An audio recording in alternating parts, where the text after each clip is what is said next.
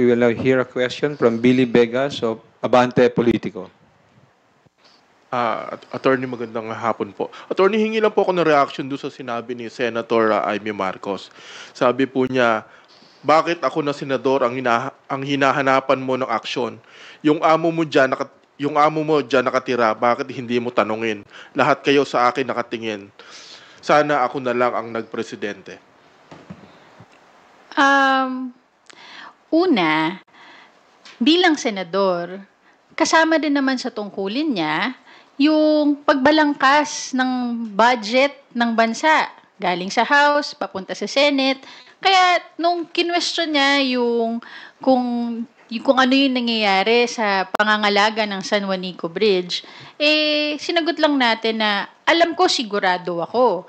Based on records, meron din namang mga pondong nailagay for the maintenance ng San Juanico Bridge since 2018, mismo advocated by the congressman, the representative of the 1st District of Leyte, para nga mismo dun sa San Juanico Bridge na yon. Ngayon, kung tatanungin niya kung ano yung nangyayari, dapat lang tanungin din bilang senador, ano din ang nagawa niya para sa San Juanico Bridge. Total, hindi pwedeng tanong lang ng tanong eh. Kailangan nagtatrabaho. Lalong-lalo na, malapit din naman sa puso niya ang San Juanico Bridge, ang Leyte. So, instead na maghanap ng ituturo para sisihin, dapat nagtutulungan, both from the House at sa Senado. According to records in 2018, nagkaroon ng pondo para sa San Juanico Bridge of 27 million, noong 2019, 22 million, 2021, 105 million, 2022, 90 million, 2023, 150 million. 2026 ay may proposal pa lang na madadagdagan yung pondo to 400 million para nga sa pangangalaga. Ito ay initiative ng House of Representatives. Gusto din natin malaman, ano din ang initiative ng Senado? Total, gusto din nila malaman kung ano ang nangyayari, nasa posisyon sila para gumawa ng solusyon, hindi maghanap ng sisi. Thank you po.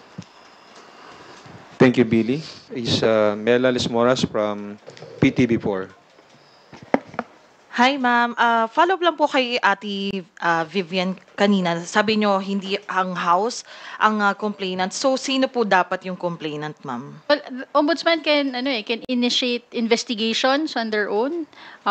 So, again, it was an initiative of the Ombudsman acting upon the recommendation of the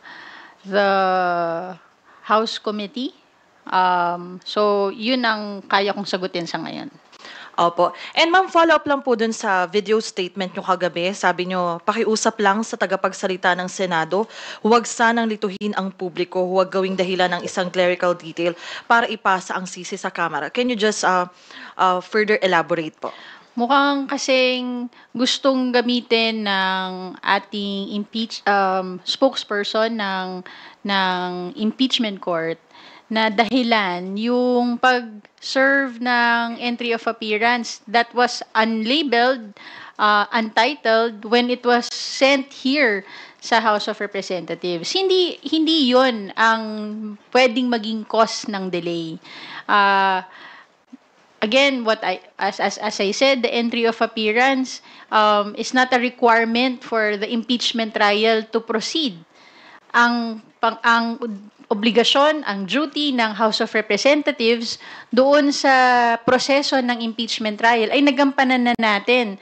Ang inaantay na lang yung Senado para mag-proceed sa trial. So, yun ang tingin ko na wag natin lituhin yung mga tao na ipapasa sa Kamara ang dahilan kung bakit wala pa rin tayong nakikitang impeachment trial sa ngayon. Hindi po ang Kamara ang nagpapaantala ng impeachment trial. In fact, handa na at patuloy na naghahanda ang ating prosecution panel para mag-ipresenta ang mga ebidensya doon sa Formidable at mga respetadong abogado po yung nasa defense team so paghandaan na lamang po nila yon at yun ang awayin po nila at wag po yung impeachment court. For the record lang din ma'am, coming from the House spokesperson, inaaway po ba ng Kamara ang Senado? Wala naman kaming inaaway. Kami lang ay ini-emphasize lang namin kung ano ang naging tungkulin namin at nagawa na namin, inaantay na namin na gawin ng Senado ang kanila namang obligasyon at responsibilidad at tungkulin doon sa saligang batas patungkol sa impeachment proceedings, lalong-lalo na sa pagtuloy ng impeachment trial. Hindi po kami nangaaway. Siguro din, ang ating spokesperson, wag din magsalita bilang parang sa depensa. Do not speak for the defense. Speak for the impeachment court. Opo, and last follow-up na lang ma'am, kasi ayun nga, na-interview kasi na-interview din si Attorney Odi Bukoy sa isang show sa ABS at ang sabi nga niya dito, parang lawyering for VP Sara yung panig nga ng Senado. May sinabi siya, if you will recall, I heard a soundbite from the statement of the Senate spokesperson, Attorney Tongol. Sinabi niya, if I were the Vice President, I will file a motion to dismiss. Why is he hinting? Why is he telegraphing? Hindi po ba?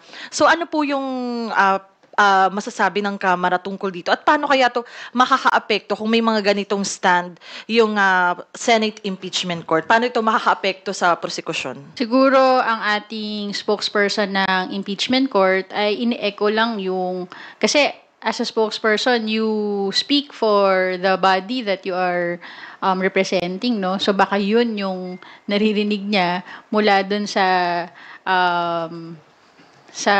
nire-represent niya.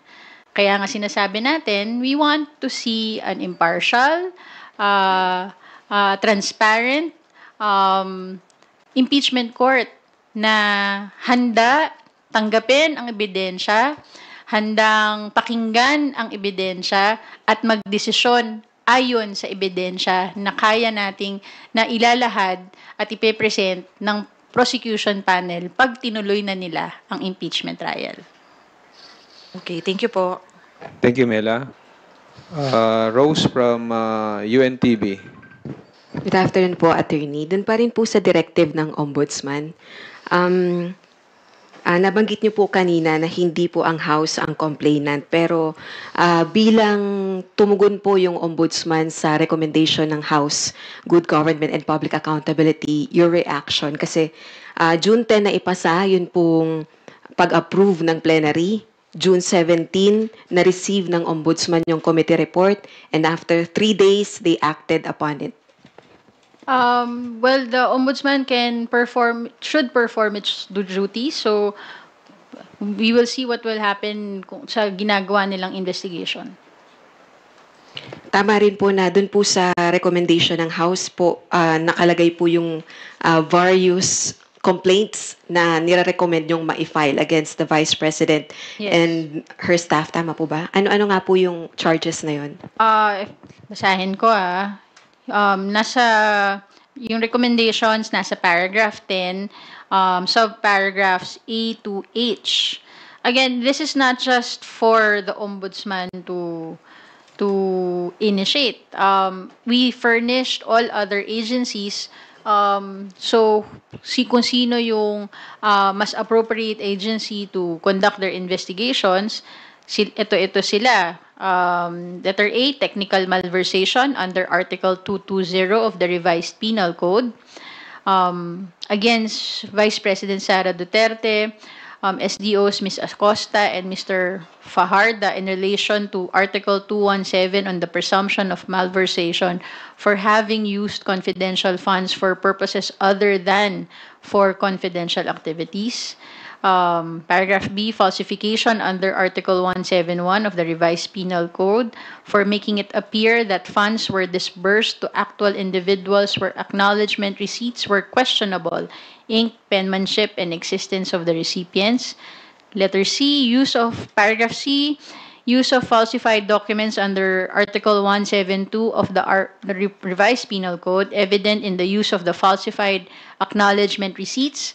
Paragraph D, perjury under Article 183 of the Revised Penal Code against Vice President Sara Duterte and Ms. Acosta as the notarized certification contained a statement that the funds were used for necessary and legal purposes in relation to the agency's confidential activities as signed by the head of agency and special dispersing officers.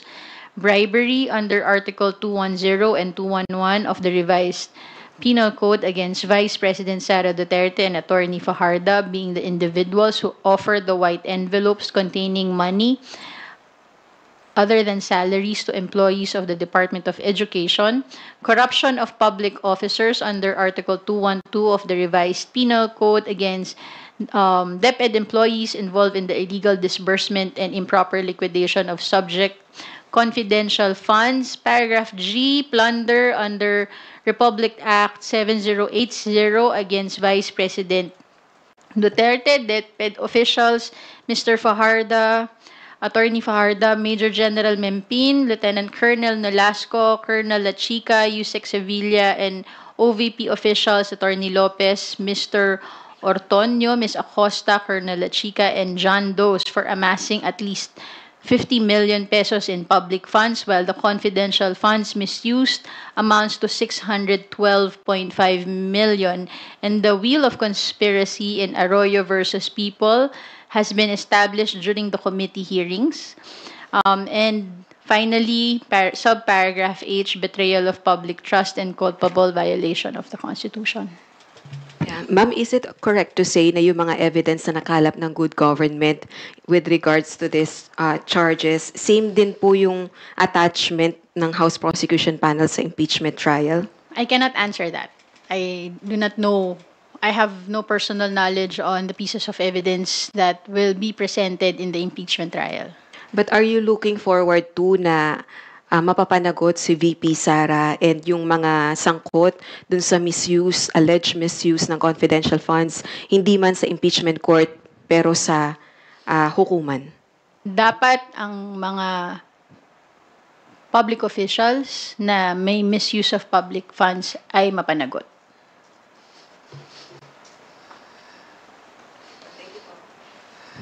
Sorry, last na lang Kuya Ray. Baka po meron po kayong any updates kasi although iba yung tagapagsalitang House Prosecution Panel, pero nagpulong po sila yesterday po ba, if I'm not mistaken? Ano po any yun? updates na House Prosecution Panel po? Ano po yun? Kung meron pong any significant updates sa mga napagkasunduan ng House Prosecution Panel sa susunod nilang hakbang kasi I believe according po kay Attorney Bukoy ay wini-weigh pa po nila yung kanila pong susunod na hakbang with regards dun po sa mga kautusan ng Senate Impeachment Court. Again, hindi ako makakasagot regarding sa mga detalye tungkol sa impeachment trial. Mas alam po yan ni Attorney Bukoy. Pero siguro mas maganda siya yung maitatanong nyo. Definitely handa ang prosecution panel sa pag-present ng ebidensya. And I would like to think, at tingin ko din naman na mas komprehensibo yung ipe-present ng impeachment prosecution panel ng mga ebidensya. Baka nga makabuti sa ombudsman kung sila ay susubaybay sa impeachment trial.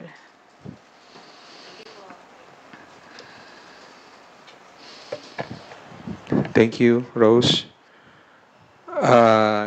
Are there any further questions? Okay. Big Sumintak from Net25. Attorney, clarification lang. Kasi according to the report, the Ombudsman acted upon doon sa committee report ng House Committee on Good Government. And the House is not the direct complainant. So is it safe to say that the House of Representatives, based on the approved committee report in the plenary, is the indirect complainant on that matter?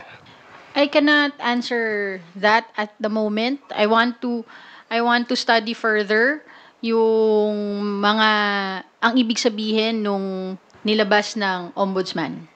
Ang kaya ko lang sabihin yung mga factual na information na meron ako. Thank you, Vic. If there are no, okay, Lenes Capante again from GMA Online. Promise yan, ah. Sorry. Kasi po, don't you find it suspicious that the ombudsman will identify the House as a complainant when it could have easily said that acting upon on the recommendations, we are doing this motu proprio investigation. Why did it have to identify the House as a complainant in this case? Bakit nga, 'di ba? Pero again, ang sasagutin ko lang sa inyo yung factual na meron ako. Ang mga tanong na yan, tatanungin ko din. Pero ano ba? May issue ba kung ang House of Representatives ang complainant? For the record. Sa ngayon, ang ginawa lang kasi ng House is to furnish them of the committee report eh. Kaya gusto ko munang tignan mabuti yung saan nanggaling yung pag-identify na ang House yung complainant. Pero kung sa record, sa record ng House, wala pa kayo na-encounter na ganito? Kaya nagtataka rin ba talaga kayo? Ako hindi ko masasagot. So I have to confer with the House officials to check on this. Kasi wala rin po binibigay sa media, sa ibang media outlet, wala pong binibigay na kopya yung ombudsman. Wala din po kami. Tatanungin niyo ba yung ombudsman, ma'am? Wala pa po akong kopya eh. So Susulat kayo sa ombudsman para malinawan? malalaman ko mamaya siguro. Aalamin ko muna kung ano yung hangga't wala akong kopya, hindi ko mapapaliwanag kung ano yung pinanggalingan nung sa ombudsman. Ang kaya ko lang masagot ay kung ano yung meron kami on record.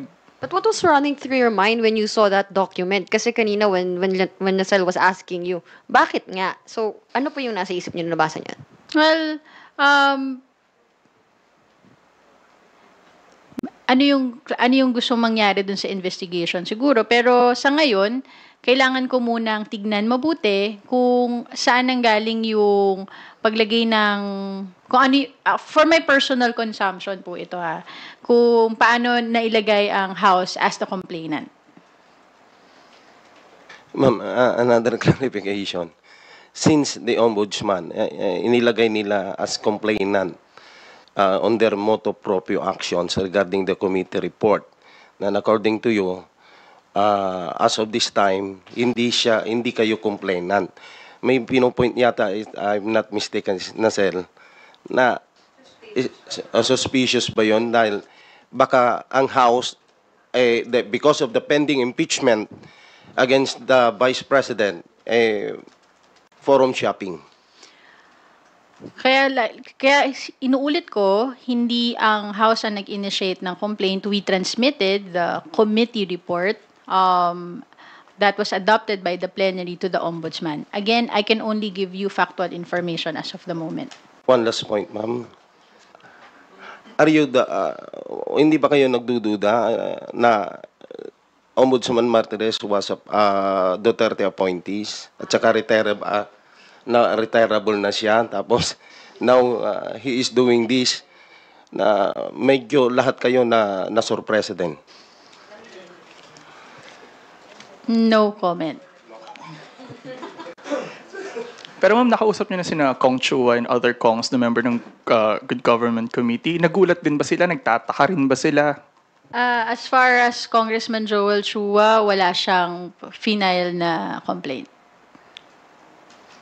Pero ano reaction niyo, ma'am? Nagulat, nagtataka rin siya? Again, ang alam lang ni Congressman Joel Chua, wala siyang final na complaint. Committee report, meron silang natapos.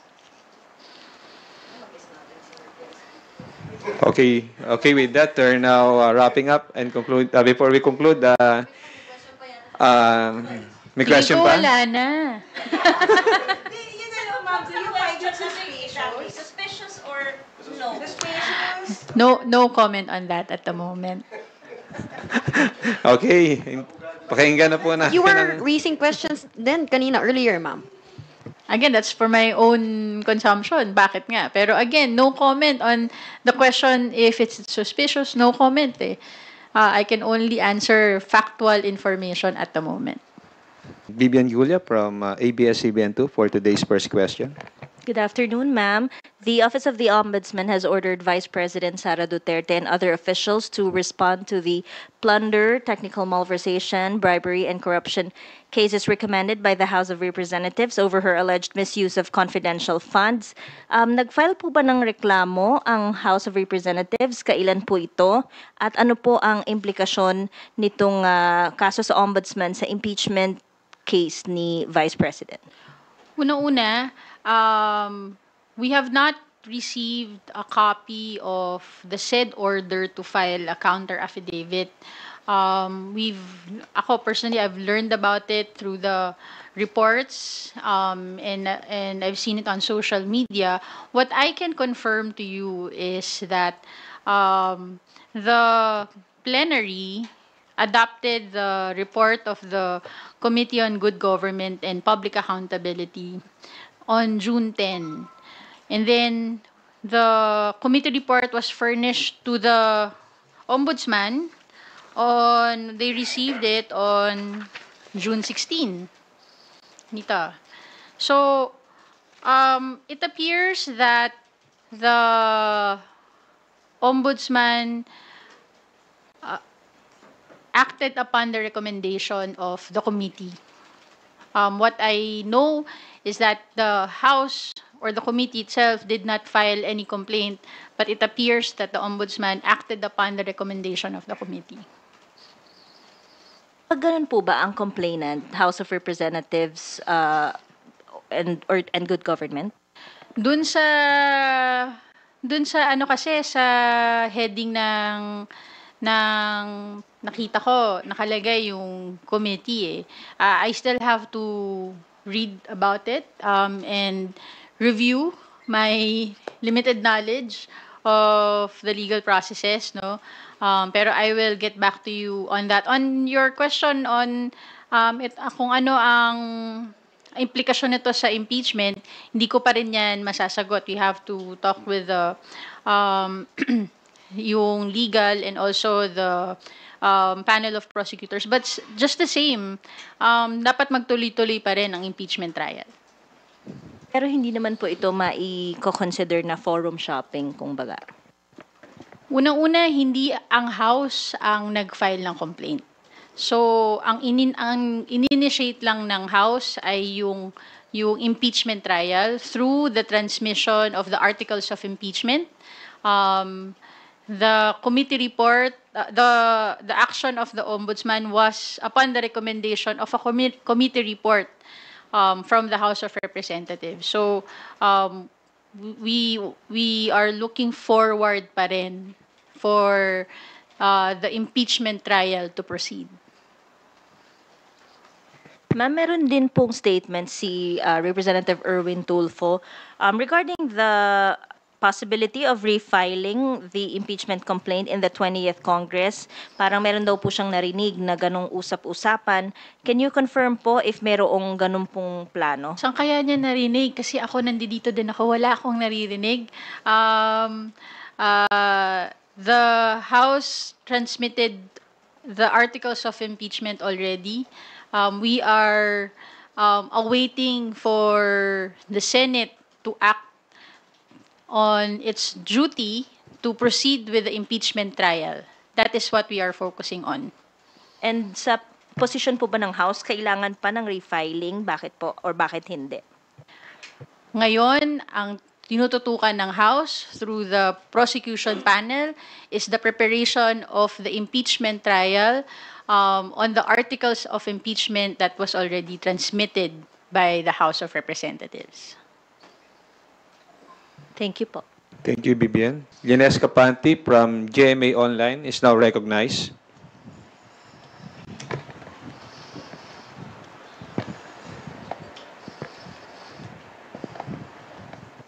Good afternoon po, ma'am. Yung balikan ko lang po yung sa ombudsman. Tama po ba yung interpretation na you see the ombudsman's action as acting upon the recommendations, not on the complaint? It is stated, I read it dun sa reports that it is stated in the order to file a counter affidavit that it was acting on the recommendation of the committee on Good Government and Public Accountability. So, pero kasi nakalagay din po dun sa first page, complainant yung committee. So, that's why yun yung medyo heading nga yun eh. Opo. Pero again, kung merong naging complaint na final ang committee, wala po akong pagkakaalam na may complaint na final. Ang meron po kaming pinadala sa ombudsman ay yung pag-furnish sa ombudsman nung committee report na na-adopt ng plenary nung huling 19th Congress. So, the heading may state that way, but the body states otherwise, that it was the ombudsman acting on the recommendation of the committee. Okay. Ma'am, follow-up lang po. The ombudsman's tenure, the current ombudsman's tenure is about to end by end of July, I understand. So, do you find the timing, of apparent motu proprio investigation, do you think the current ombudsman has enough time to conduct the probe? Well, the person will not be the one to do the investigation. It is the body that will conduct the investigation, the ombudsman as the institution. So, if the institution starts its investigation, it will proceed regardless of the personalities in it. Last na po. Are you not worried that, maybe there's a possibility na i-dismiss ng ombudsman yung findings ng committee?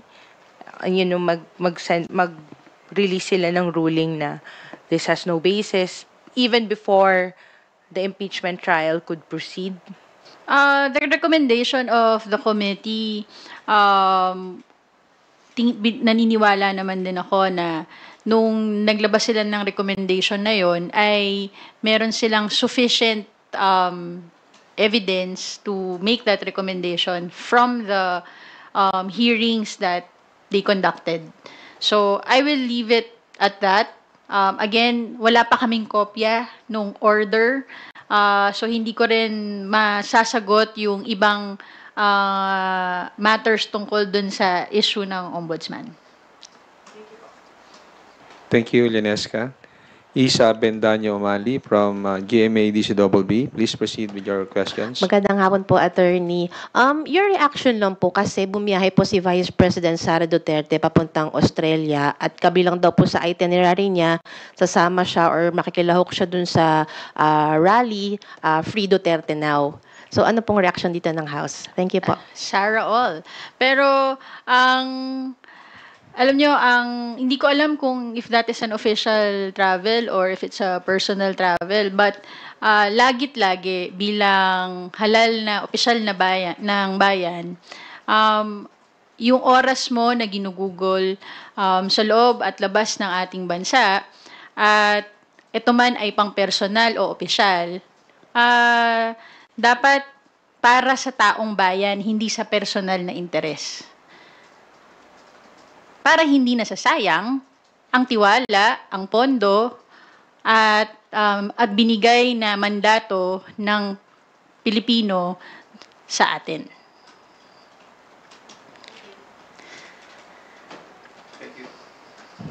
Thank you, Isa. Marian Enriquez from TV5. Good afternoon, ma'am.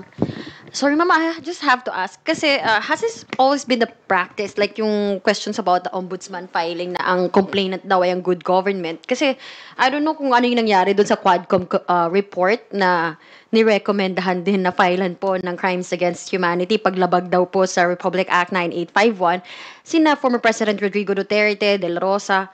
I don't know. Paano po ba yun, Ma'am? Also, do you have any info about that? Kung yun ba, inaksyon na ng ombudsman? Wala pa akong information tungkol dyan.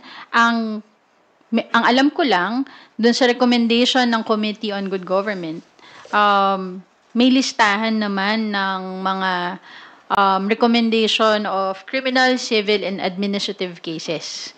I cannot speak on the history of the Ombudsman on initiating their own investigations based on various committee recommendations. But